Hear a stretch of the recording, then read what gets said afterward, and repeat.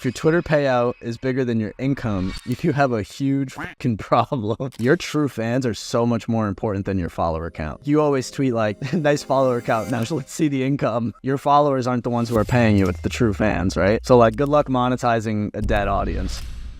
Boobs, money, and guns. So what I realized is that most of our viewers will drop off by the time I finish that sentence, so might as well just get something in there to get them to stay. Welcome to the Likes and Cash podcast, boys. We're starting out. We got our first guest now. His name is James. He has sold 121 million of his own stuff or something like that, and 121 million, he was a company that made that. He was a CMO. He has a very interesting thing about offers. He says that it's not so much having one high ticket offer that counts, as in just making them pull out their credit card and buy something. Make them buy something, even if it's like very low ticket, and then you'll be able to upsell them into the higher ticket packages. And that's kind of how he sells. So that's the guy we're interviewing next week. I like it. What are we going to talk about this episode? Because I'll go through the list, and I think it's juicy. It's going to be very interesting stuff. So we got Twitter payouts. We got self-doubt. We got newsletters. We got the greatest ads of all time. And we're going to cap it off with Post Malone, Frank Sinatra, and a little bit of AI. I think this one's going to be kind of hectic. Yeah, I think it's going to be a good one. You want to drive? Yeah, let's drive. So this one was funny that you said it, and I actually came up with an analogy. You said that if your Twitter payout is bigger than your income, you have a huge fucking problem. I'm like, there's definitely some nuance here, but true, because I think I think 99.999% of people listening to this got anywhere from $0 to $1,000 for like 4 months of payouts. Is that really it? I thought it was like $300 per month. That was like kind of the average. Is that it? Yeah, well, that's what I'm saying. Unless anyone listening to this has 100K plus followers, they got like $100 if they even got anything. Yeah. So I got tagged in a few things. People saying, so likes are now cash. I'm like, if you call that cash, then yeah, well, if your Twitter payout's bigger than your income, then you have a huge fucking problem. That's not how it should be. I've been amazed by these people, man. Like, I met a guy when I was in Mexico. He had like 2K followers making 60K. Right? He ran a core, ran 60K. Like, dude, what are you doing? Like, what's going on? This guy with 10K followers pulling in 400K in like 6 months. I'm like, guys, what are you guys doing? It's like, what's going on? A common theme that these guys do is sales by chat. They're just good at it, man. I find that chat, there's got to be somewhere where you push the conversation forward. And chat can be that thing some people call. But I've been asking some big accounts. By big, I mean like maybe 100K followers. And I would talk to them. And I'm like, so we agree that nobody uses our link in bio, right? They're like, yeah. I'm like, okay, good. So we're in agreement on this one. That shit doesn't work. You got to do something to get people to move now.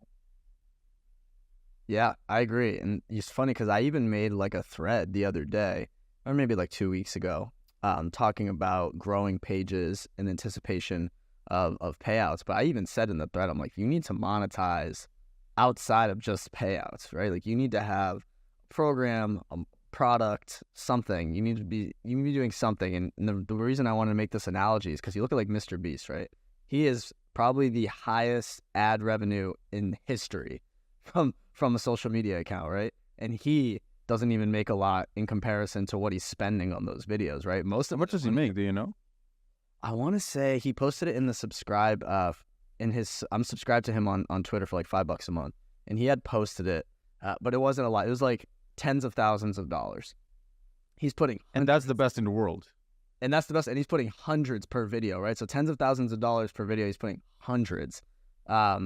And the reason I say that is because like they make way more from the e-commerce products, Feastables, and merch, and then also sponsorships. Every video has a sponsorship. Even the latest one was sponsored by Shopify. They're paying him like 50, 100, 200. Like they're paying him a lot because it's like a Super Bowl ad. You're getting millions of eyeballs, right?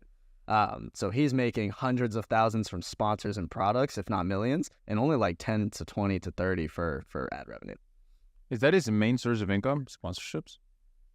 I want to say now it must be product, but I would say the sponsorships, and this is just a guess, but my guess would be sponsorships and ad revenue is just reinvested.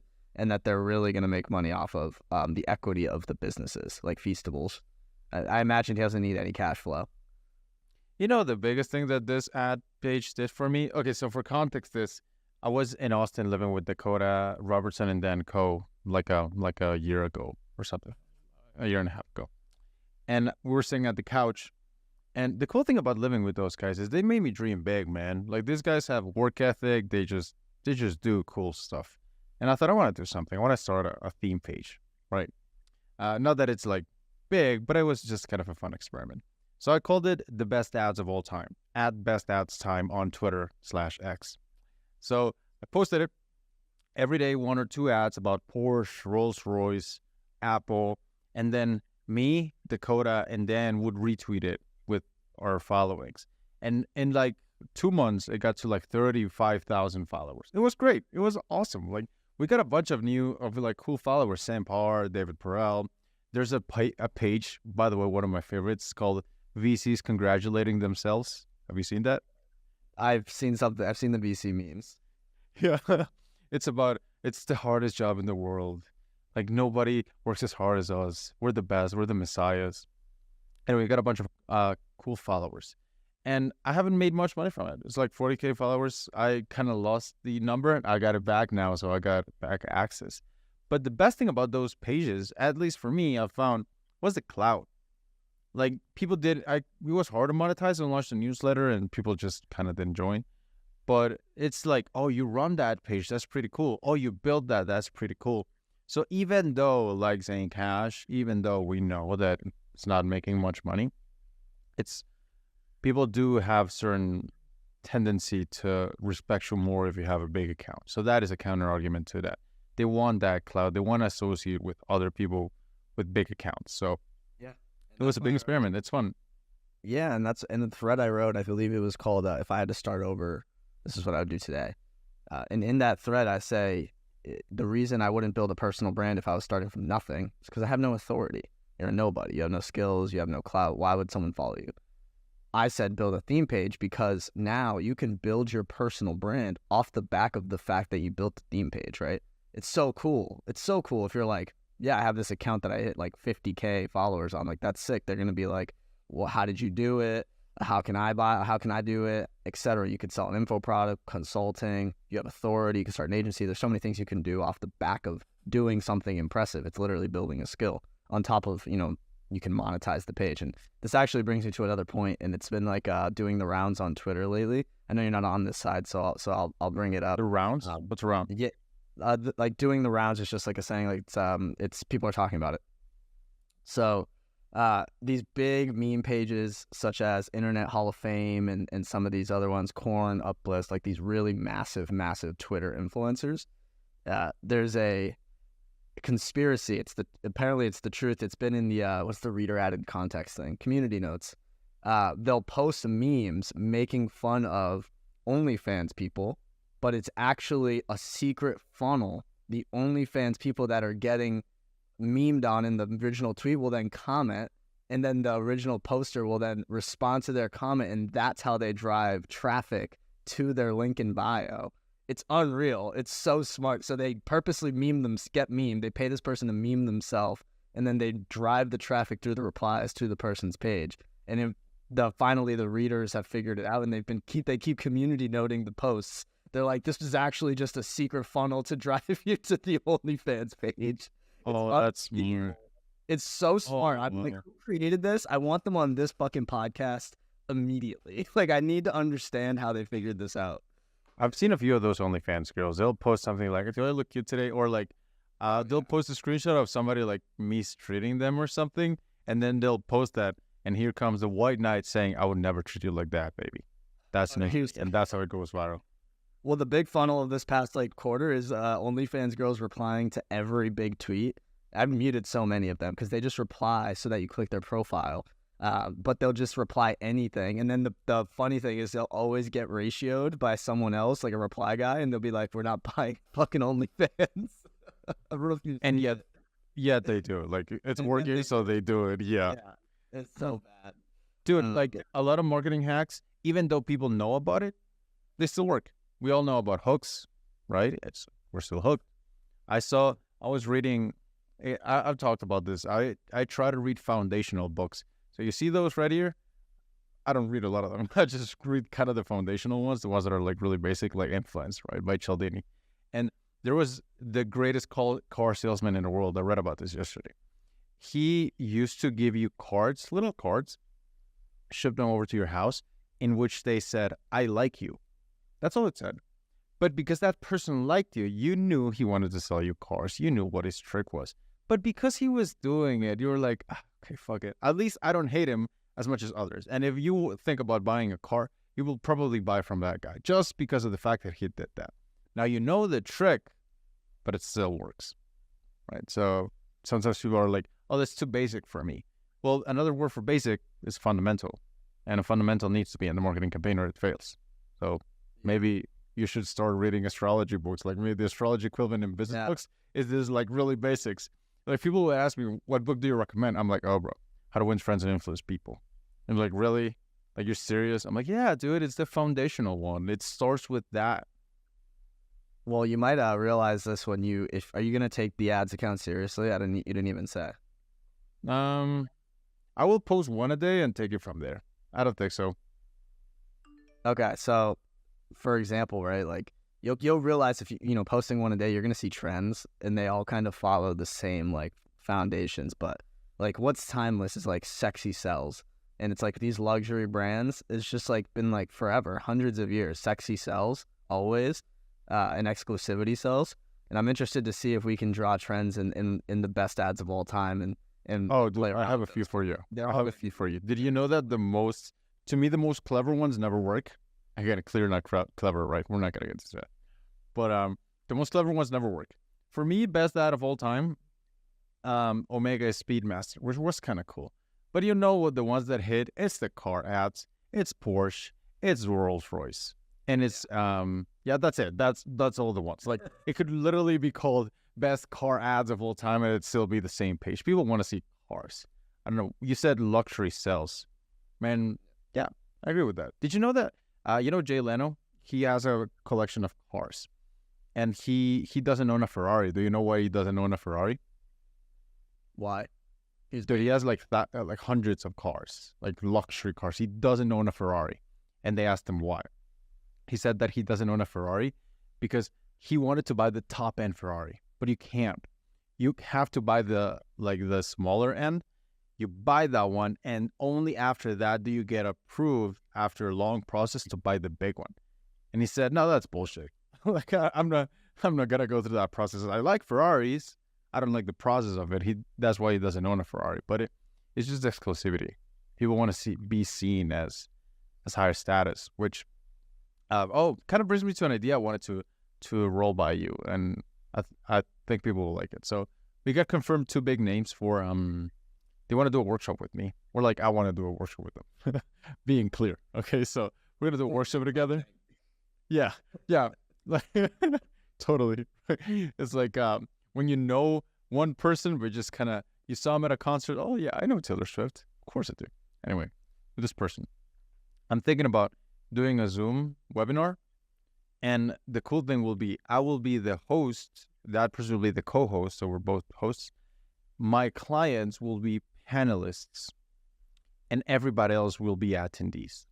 So the gist of this is, say we're going to have a workshop in which everybody can listen in and you can join, but only clients can ask questions, right? So people can see the velvet rope. People can see that they can. It's like a little exclusivity. Everybody gets value, but it's kind of painful when you don't get what everybody else gets. So people are like, okay, what's this client thing? I want to join. So that's a thesis I wanted to test.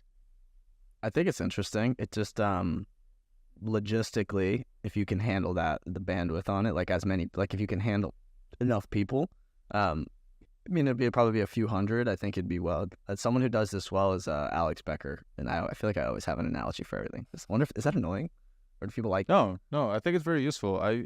I've been looking at other podcasts, man. Like when I scroll on YouTube Shorts, most of them of the podcast clips I watch are analogies or stories. So every time you tell one of those, I'm actually really interested more in that than when you talk theory, because it's like an example I can see. it's so much better to reference someone that's bigger than you and on like to support your ideas. You know what I mean? So it's not just like you have to believe me. Anyway, Alex Becker did it really well. He does it really well with his brand Neo Tokyo. So this is his business aside from Hyros, and he has 2 tiers of access to his community. For you have the elites, so S1, and you could call this your clients, and then he has the lower tier, which is just the citizens. It's S2. And S2 are the lower ticket, essentially the lower ticket entry level for his project, and the high ticket is S1. S1, he has his big community Q&A. S1s can ask questions, and S2s can listen, but nobody else can listen. It's interesting. It's the same concept of what you said. He's like, I'm not going to do any collaborations with anybody. If you want access to me after I just exited my $100 million software company, you have to be either an S1 or an S2. And I thought that was interesting. It's essentially my internet, or is it your internet? You're back. Okay, cool. So it was like, yeah, you either have to be S1 or S2 to listen. I just exited my company for $100 million, and I'm not going on any other podcast. I'm not talking about it anywhere else. Join here if you want access to it. So I thought that was really interesting. It's similar to what you just said, where your S1 is your clients, and then the S2 is everybody else. Do you ever want to do that? Becker did it right, man. Made a ton of money, and then said he didn't beat the game because he's not the richest man in the world, but he opted out of the game, which in my opinion is cooler than winning the game. Personally, I think he did it right. I think it's I could see that, you know, for me in 5 to 10 years. It's just like he did it in seasons. Like he started, he had an agency, and he had built his YouTube, built his info product, built his SaaS. He did it the right way, but he did it the slow way. I don't think many people are willing to do it the slow way. I like 2 points that I wanted to say on what you said. It's the exclusivity. I'm part of this mastermind. It's called Black Belt and Boardroom from Taki Moore. They had an in-person event. In the in-person event, the tables at which you could sit, everybody had like white cloth, but the top dogs had black cloth on their table, and they were closer to the stage. He said that the other dudes would come up to him and say, next year, I'm going to be sitting there. Next year, I'm going to be on the black cloth table. Now, mind you, he was also saying, next year, I'm going to let you sell me on your higher end program. But it's a different dynamic. It's more elegant. So one thing I wanted to say. The second one that I thought was kind of an interesting segue, and I thought we can get deep into this, is when you said reference someone higher in order to prove your point. And I like that a lot. And I've been thinking about every person has a certain button you can push that will automatically kind of persuade them. I'll give you an example. Let's say you really respect your dad, right? And it's like you have a behavior that your dad wouldn't agree with. And then your mom would say something like, well, your dad said something about this, therefore you shouldn't do it. And because your dad said it, you don't question it. You said Becker right now. Maybe a Becker fan would listen to that and they wouldn't question it. Or Hormozi. I use this a lot. You know, like Hormozi said this, and therefore it must be true, right? People have kind of an if-then relationship to getting their conclusions. And I feel like if you can find that person who they really trust, it's kind of persuasion in autopilot. Who do they trust? And then you use that every time you want to persuade them to do something. Yeah, I also feel like two things. One, like I never want to say anything definitive unless it's like very specific to my expertise. Like if it was specifically about what my agency did, I feel like I'd be in the best position as an expert. But 99.9% of everything else is like, I feel like we have to support it to truly hit it home with the listeners. And two is like, I feel like no matter how high you get, there's always someone higher you can reference. And I think to Mike Tyson, every time he's on a podcast, he always references one of the great warriors or the great leaders of all time, Genghis Khan or Napoleon. He always references one of these war generals that are timeless above himself. So like you think Mike Tyson, he's one of the fiercest warriors of our generation, and he's referencing the ancient warriors from hundreds of years ago. So I thought it was interesting. It's like all the conquerors. So it's just, you can always look further, you know what I mean, to support your facts. I think it's a powerful tool at every level. Yeah, it's awesome. And then another one, which it makes people open-minded as well, is finding out when a famous person or a person they respect said something wrong. So one time, I think Warren Buffett said something like, "Oh, tech stocks are not gonna go anywhere." The greatest investor of all time, he said something like that. Don't quote me on it, but something similar happened. But then it's like, oh, so he fucked up. It's cool if I fuck up. It's just it feels good in a level, but it also makes you kind of zoom out a little bit, not take yourself too seriously. Big fan of it, like when somebody big says something dumb or wrong, like record that, because then you can use that in your personal conversations. I used to keep that, man, just fucking psycho mode. In high school, I had my circle of friends, like 7 friends, and this is wrong, don't do it, and it's just such a weird thing to do. But I had my notebook, and I kind of wrote the things that made them tick. Like I had that in case something happened. It's like if I wanted to do something, I would just kind of write it down, and it was fairly useful. It was like really good. Don't do this, but it's just something I used to do. You mentioned it. I'm glad I didn't forget. You mentioned Taki Moore.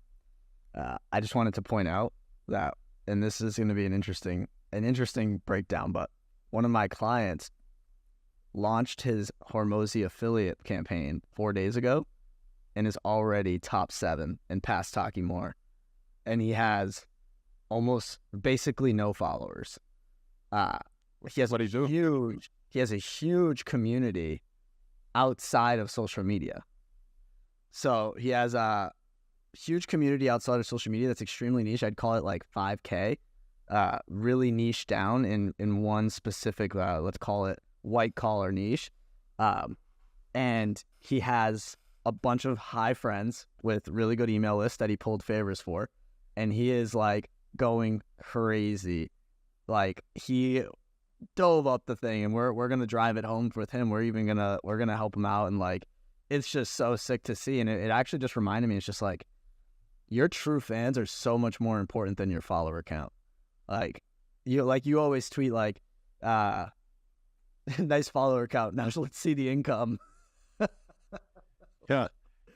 I think that's important. Like, it's so important. Like, nice follower count, but like, let's see the true fans, because your followers aren't the ones who are paying you. It's the true fans, right? So like, good luck monetizing a dead audience. I thought it was interesting to see, like, just to see someone do that with such less, like, there's people with hundreds of thousands of followers that are struggling. So this guy you mentioned, does he have like an offline network? Is he like popular offline? It's an online network. It's just outside of social media. It's like I would call it old school corporate. So it's interesting. Okay. Yeah. What have you done offline with your money? I'm curious. Obviously, you moved to Bali, you're chilling, yeah. But like, what are some cool things that you've done that doesn't involve a computer screen? I'm not gonna lie, I'm a big saver, and I'm a big and most of the money I usually just like Dave Ramsey's advice is like only put money where you know. Like I will probably be heavy cash for the rest of my life. Tell me a story, dude. You wanna travel? You do some cool shit. I spend a lot of money on travel. I spend a lot of money on experiences, and then I just prefer to buy things that I can remember and experiences that are more than just the material. So, we spend $5,000 to $6,000 on international business flight seats. We go first class as many places as we possibly can. We're those people. We also buy all the expensive dinners. Like, we're very big on experiences, and not things. Like I told you, I have 7 shirts here, so it's like we're pretty non-materialistic, and maybe that's partially Bali. And I was actually just telling Julia, like, when I get home, I might buy some nice sneakers, because I grew up a sneakerhead. I might still be I might go back in and like buy some nice sneakers and stuff like that. But big on travel, and everyone has their thing, But for me, it's buying first class seats, international, like $5,000 a piece, and